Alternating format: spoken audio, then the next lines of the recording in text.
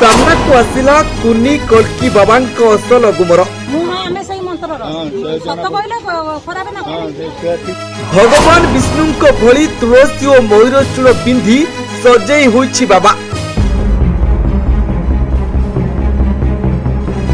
निजकु कल्की अवतार कही पाद तले तुलसी को दली रखुतिला कल्की बाबा।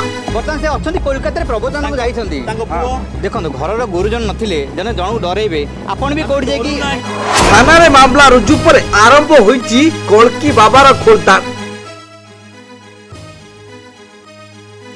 राजधानी रे मातिछंती भंड बाबा जड़े कुनी बालक बेकरे फुलमाला एवं पाद तले तुलसी थिबार फोटो एवं वीडियो बेस भाइराल होइछि जहाकु नै लोकंक मध्यरे असंतोष प्रकाश पाइछि।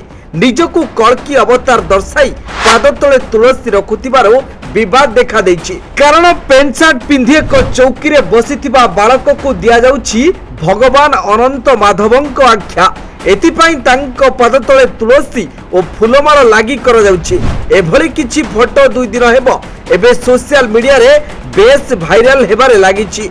ए घटना को नै विभिन्न संगठन एहा को तीव्र विरोध करिसेंते पर निज आडू मामला रुजु करिछि शिशु आयोग। यह घटना संपर्क में भरतपुर थाना को रिपोर्ट तलब करिछि आयोग। 15 दिन मध्य रिपोर्ट दाखल पाई निर्देश दिया जाइछि। सेबली घटनार तदंत करिबा पाई सीडब्ल्यूसी को मध्य निर्देश दिया जाइछि। राजधानी रो एक सेवाश्रम रे थिबाई कुनी बाबांक नारे भरतपुर थाना रे अभियोग होइछि। पुलिस विभिन्न दिग को नै तदंत आरंभ करिछि।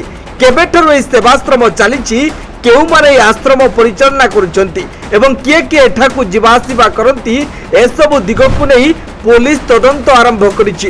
एबे प्रमाण मिलिले कार्यानुष्ठान निया जिवो। कुनी बाबा नाबालक हेउथिबारु चाइल्ड लाइन वेलफेयर जरिया तदंत हेबो। उभय बाप पुओं को नोटिस कर जाइछि।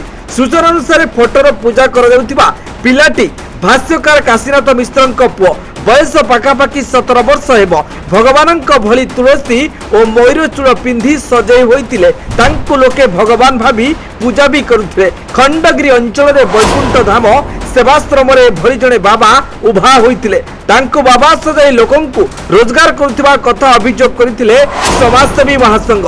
एनै गतकाली भरतपुर थानार द्वारस्थ मध्य होइतिला समाजसेवी महासंघ। तुरंत सेमानंक विरुद्ध रे कार्यानुष्ठान निया जाउ बोली महासंघ दाबी करिछि। संगठन अभियोग को आधार करी वैकुंठ धाम सेवाश्रम रे तनाघना करिछि police. Bureau report news 95 Odia. देश विदेश रो कोण अनुकोण टेक्निक खबर देखंतु आम सह यूट्यूब फेसबुक और इंस्टाग्राम रे आमको देखंतु लाइक शेयर और सब्सक्राइब करने को आद्यम भूलंतुनी।